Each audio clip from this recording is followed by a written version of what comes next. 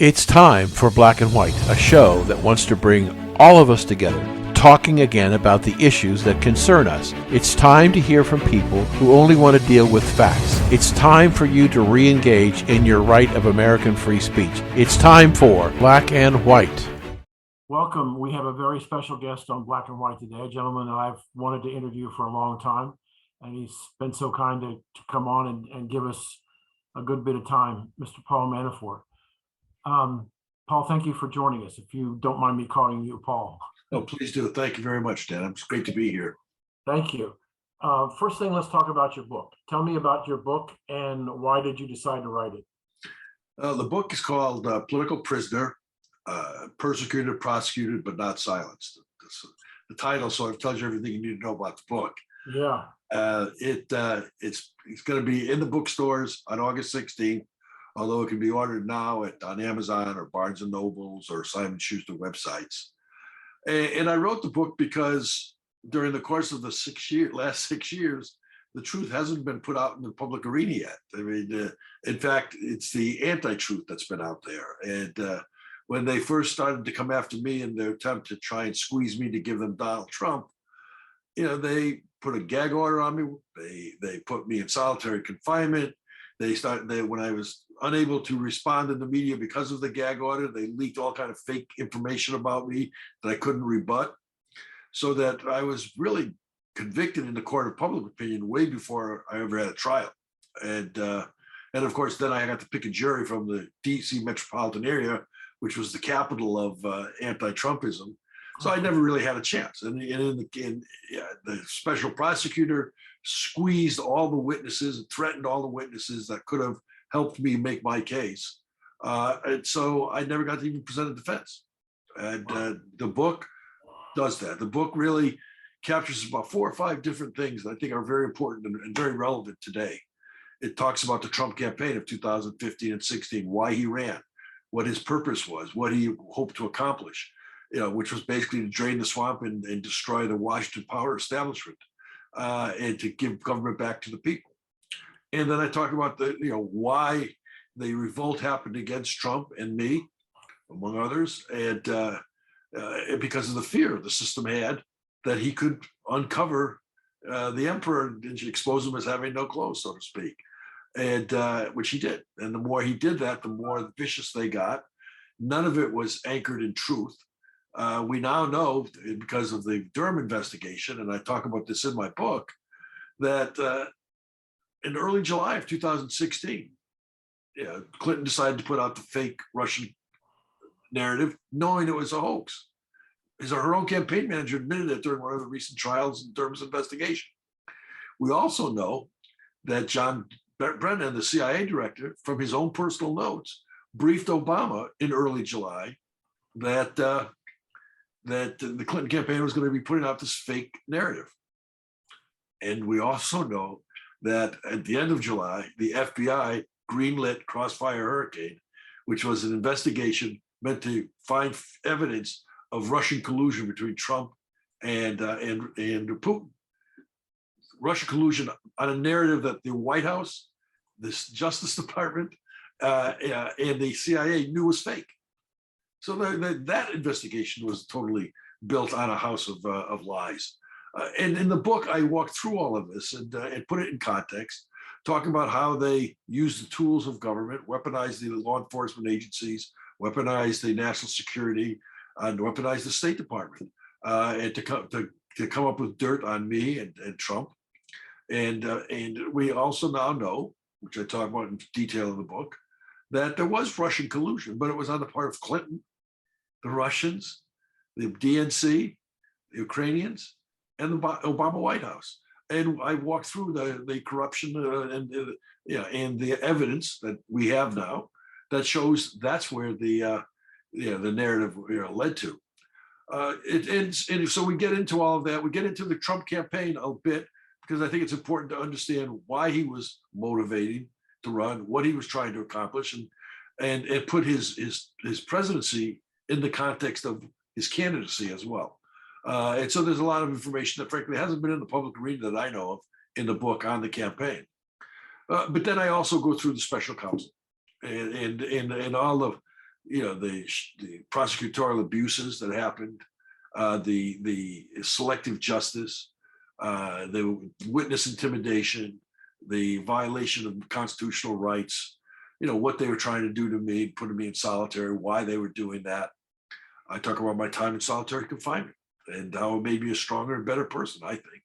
And then my time in prison, and where I expose some of the misunderstandings about the Bureau of Prisons and a system that really isn't looking to help people re-enter society who may have made a mistake but want to come into society in a productive way. And then lead right into where we are today in the Biden administration, because a lot of what's going on in the Biden administration today had its roots in the Obama administration. And what you see Garland doing with going after parents and calling them terrorists because they care about the kids' education, allowing the cartel to bring drugs and human trafficking across the borders. And all of this I get into in detail. And I talk about the 22 elections and a little bit about the 24 elections. So it's a pretty broad range of topics, but they all come together, which is why I decided that it was important for me to put it all together. And in the course of it, give the American people a chance to understand who I really am and how for 20 or 40 years of my life, I worked against the Soviet Union and Russian imperialism. And I exposed their lies on Ukraine and what they try to do there. So tell us again, when is it going to be out? We can order it now on Amazon? You can order it right now on Amazon or Barnes and Nobles. It'll be in bookstores August 16th. Okay. So I'm sure that you've done a lot of interviews, and I'm not going to ask the question that I'm sure a lot of people have been asking you: is Donald Trump going to run? I can't. I don't think anybody knows that. We can guess at it, but I don't want to waste your valuable time. What I want to ask you is, I'm 76 years old. I'll be 77 years old in a couple of weeks. I've seen a lot of presidential campaigns, been involved in some presidential campaigns, not nearly to the extent that you have. We're almost 18 months into Biden's term, and they hate Trump. What is it about this man that 18 months after being president, he still commands tremendous, I would say, respect, coverage in the press, good or bad?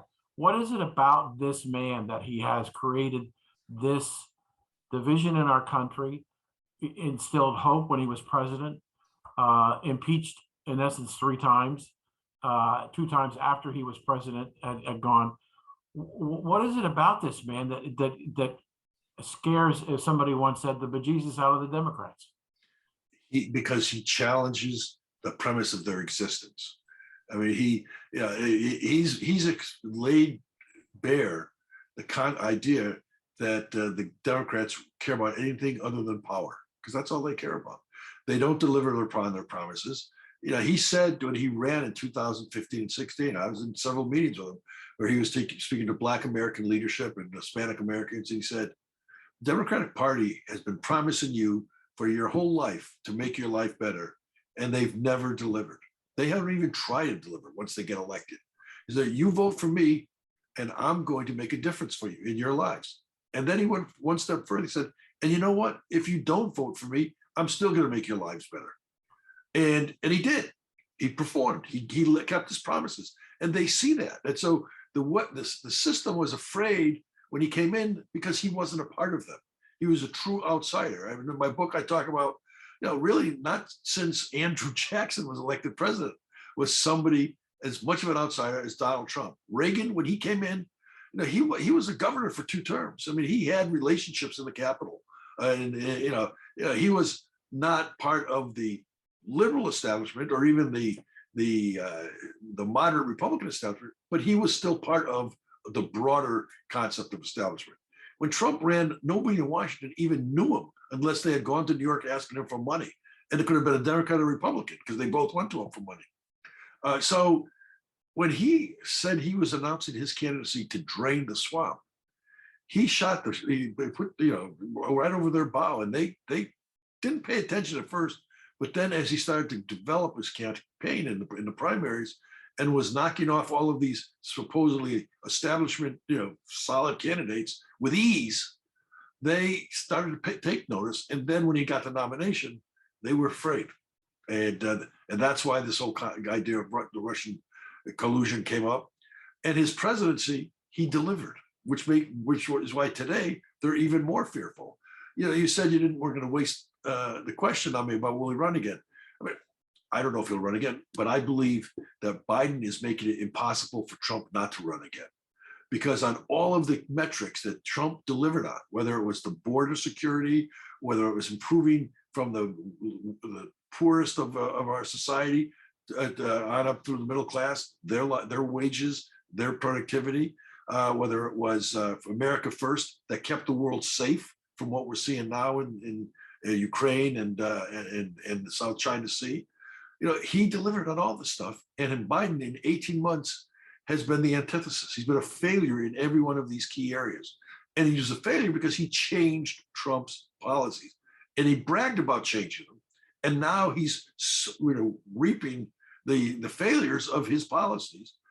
And I don't think he still gets the fact that his policies are wrong for the country. But the point to Donald Trump is convincing Trump that Trump's policies, in his mind, were right for the country. He believed it then, and he sees what happens when you change them now. And so I think the system will fight him again because they understand he cuts at their very existence.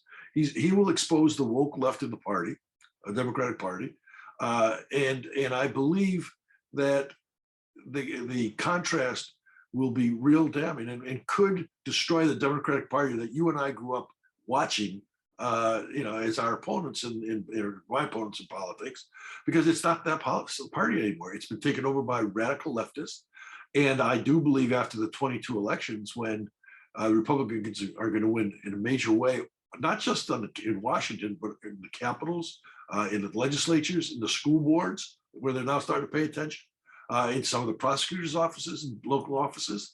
And when that happens, what's going to be left of the Democratic Party is the far left. And I don't think they're that unhappy with that outcome for this year, because it will allow them to take over the carcass of the Democratic Party. And when that happens, they will be on their way to oblivion, in my mind. We're talking with Paul Manafort. We're going to take a quick break and come back and finish our interview. We'll be right back. Hello, this is Dan Perkins, executive producer of programming for Blacks and White Network. We are pleased to offer the opportunity to express yourself on important issues of the day. We are launching B&W Free Speech Question of the Week. Every Monday, we will ask you, our listeners, a single question, and you vote the answer to the question. You will have an opportunity to vote a simple yes or no, and if you want, you can share more about the answer on the website. We will encourage open discussion about the issues. On Saturday, we will announce the vote results. So stay tuned. Watch for the launch of B&W Free Speech. Welcome back. We're speaking to somebody that I've looked after and looked forward to interviewing for a long time, Mr. Paul Manafort. And the name of your new book, sir?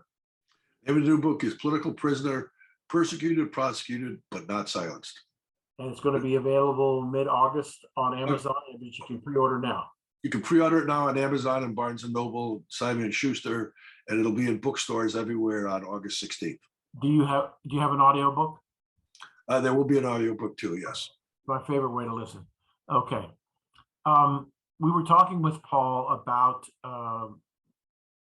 why is it that the Democrats still have a huge problem a year and a half into Biden's presidency.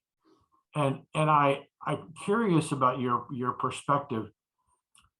We talked about during the 15-16 campaign about draining the swamp. Did he really drain the swamp, or did the swamp overtake him? I believe he made serious inroads in draining the swamp. I mean, I do believe that a second term would have allowed him to institutionalize it.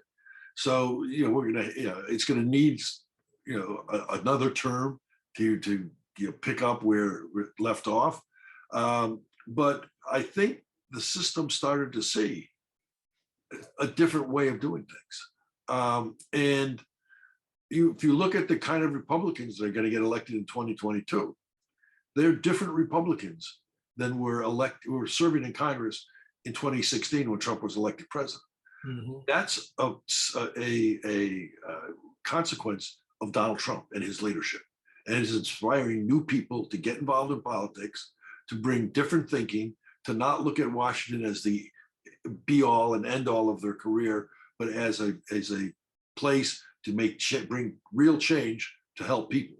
And I think the crop of candidates who are going to go to Washington for the first time after these elections in November, you will see a continuation of the Trump revolution. And then in 24, electing a Republican president, I think will allow us to quickly pick up again where things were dropped in 2020. I have to tell you, as I said in our other segment, I'm 77, and I've seen a lot of presidential campaigns from Eisenhower all the way through. I have never seen in my life, and maybe you can correct me if I'm wrong, I have never seen a country change so dramatically, so quickly as the Democrats have destroyed or severely injured this country. How did it happen so fast? Because the policies are wrong for the country. And you can't have, part of what the woke left, which is driving this Democratic agenda, believes in is to destroy the fabric of our democracy. They don't believe in our country. They don't believe in America as the shining city on the hill, as Reagan called it. They don't believe that our Constitution is this magnificent sentiment of freedom and participation at all the local levels by our citizens. And so when you try and force their system of wokeism into policy framework, it doesn't work. There's a reason that that you don't overspend when you're in an inflationary system. There's a reason you don't have no security on the borders. There's a reason you don't have a lawlessness in the cities where the victims are penalized and the criminals are allowed to run free. But you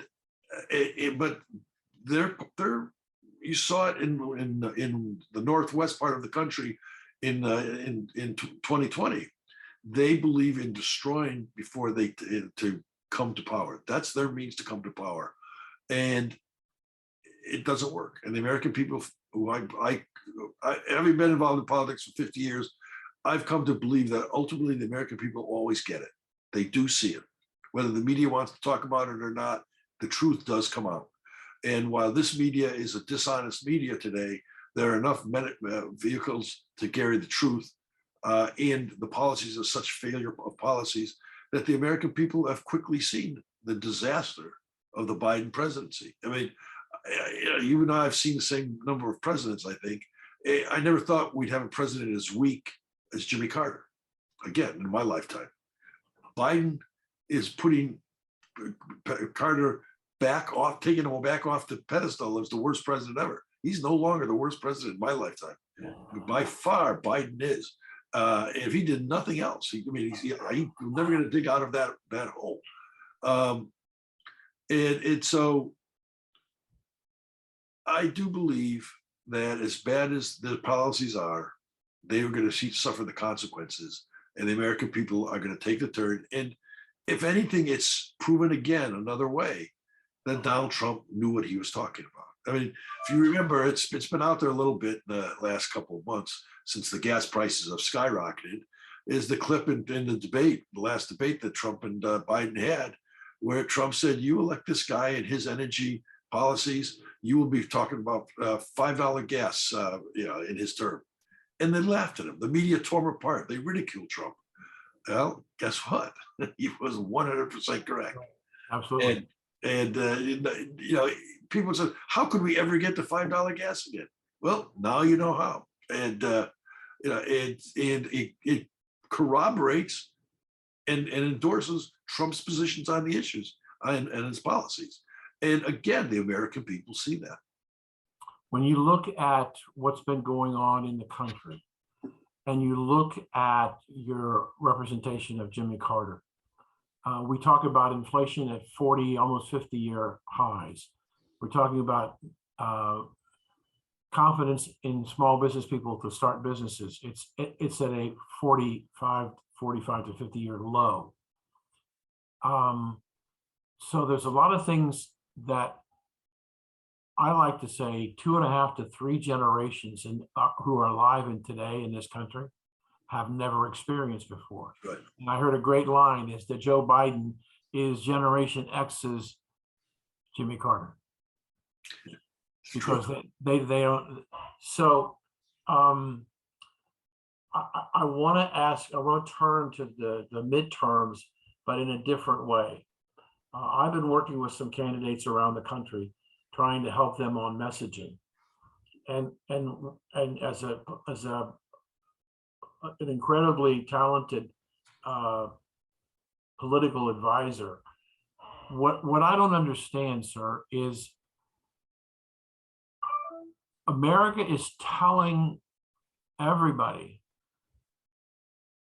the problems they have, and they don't have a problem per se with the Ukraine. They do have a problem with the border, but if you ask 100 Americans, 1,000, 10,000 Americans, what are the issues that concern them most? The price of gas and the price of food. How do I feed my family? How do I deal with what's going on? I don't make enough money in my paycheck to buy food and buy gas. I think that the Republicans, and I've listened to campaign ads all over the country, they're talking about too many issues.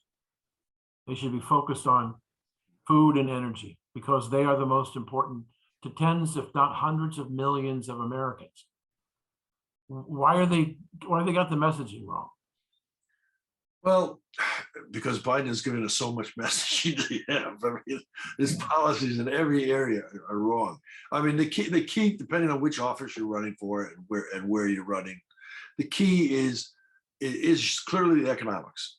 Absolutely, and but it's also failed leadership, and it's also because failed leadership cuts across everything, and it also is who is president makes a difference, and who controls the Congress makes a difference. And so those broad themes, you can then put all the various subset issues, whether it's inflation, whether it's energy independence, whether it's border insecurity, they all just neatly fit in, and you would emphasize them based on where you are. But the key point is that the swamp needs to be drained because the failures of this government are destroying the fabric of our country. And people feel that way. 87% the country is in the wrong direction. I've never seen that number that high. Right. I mean, and really the other number that was very impactful to me. And it allows our candidates, Republican candidates, to have this wide range of areas to talk about, but it's got to be under failed leadership and failed policies. But the other number that's important to me that it just proves that it's going to be a wipeout election is Biden's key voter block in 2020 was young people. And in that same poll, 18 to 29-year-olds, the number is 90% don't want him to run for re-election. Right. It's 95%. If you think about it, Biden has lost 60 million votes in a year and a half.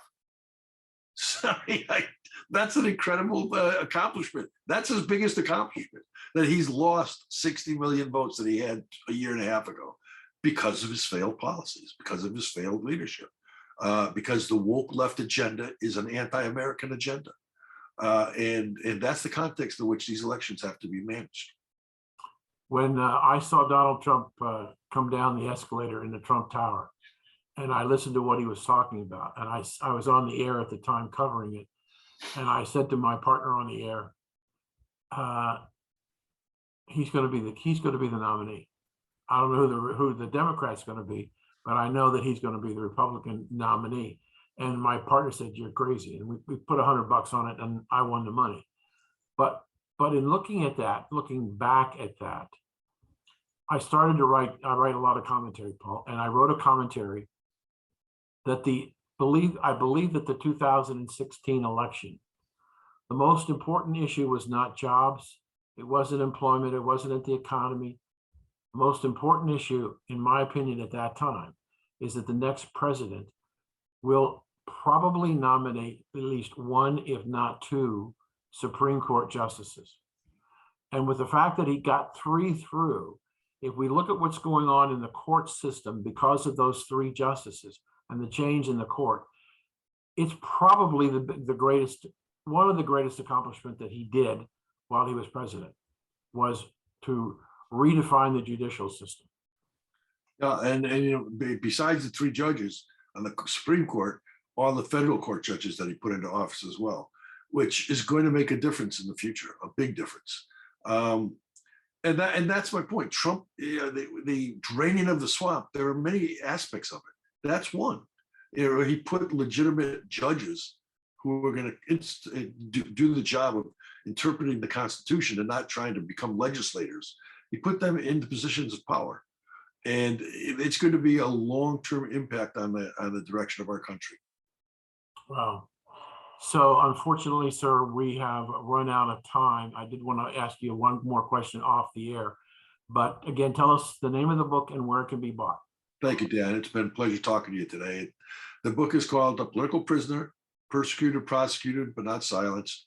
Can be pre-ordered today on Amazon and Barnes and Nobles and Simon & Schuster, and it'll be available in bookstores on August 16th. And I talk about all these issues and several more in the book. Thank you. Thank you very much. Thank you. Let me ask you a quick question. Sure. I've been doing this not as long as you have, but I've been doing it a long time, several generations. I'm going to give you one example of my frustration, okay? There is no way to write to Herschel Walker. There's no phone number on any of his websites. You can't call his campaign. There's no way to get a hold of him. There are no direct emails to him or to his staff.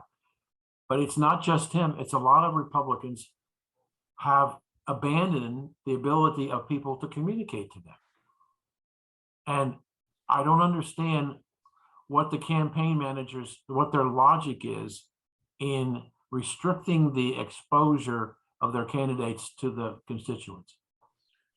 You're telling me something I didn't know, and I'll have to look that up because that makes no sense to me.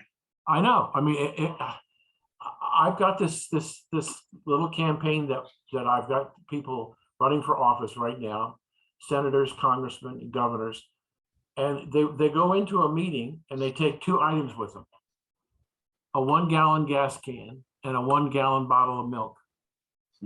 And they say, visually, they simply put them on the podium and say, "This is what I'm here to talk about today. These are 2 very important issues: the cost of energy and the cost of food." Yep. And I'm working with a guy who was running in Arkansas for senator, and he said the first time he used my story, he said it was the worst situation you could ever want. It was in a tent. There were 25 candidates. The air conditioning stopped working, and we were told we had 2 minutes. He said, "I walked out. I put the 2 cans on the podium, and I said, I'm here to talk about how you're going to feed your family and how you're going to get to work." He said he was swamped after the meeting because people said, "That's what I want to hear about." Right. Exactly. But I'm frustrated because I try to help people understand what I hear all the time on the radio from the typical Americans, and those are really important. And things like abortion, while it's important to a lot of people, it doesn't score in the top 10. It's not an issue. Oh, you're right. That's why it's not going to really affect any of the outcomes. I mean, Right. you're 100% correct. It's those pocketbook issues, and it's very simple because there are areas where a change by Biden of Trump's policies clearly caused that deterioration. And Yes. So I was going to ask a favor. I know it's a lot to ask. I have a short video that I'm using on campaigns. I'd love to be able to send it to you for you to take a look at sometime. Sure, absolutely. How do I send it? I gotta find something to write. How do I? Send to my email, which is PMKM. Wait. No ink. Okay. All right. P as in Paul, M as in Mary, K as in Kilo, M as in Mary, 22201 at gmail.com.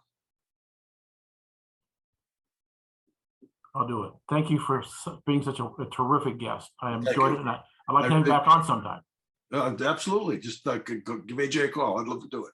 Thank you, sir. Take care. Be careful. All right, Ed. You have a good day. Thank you.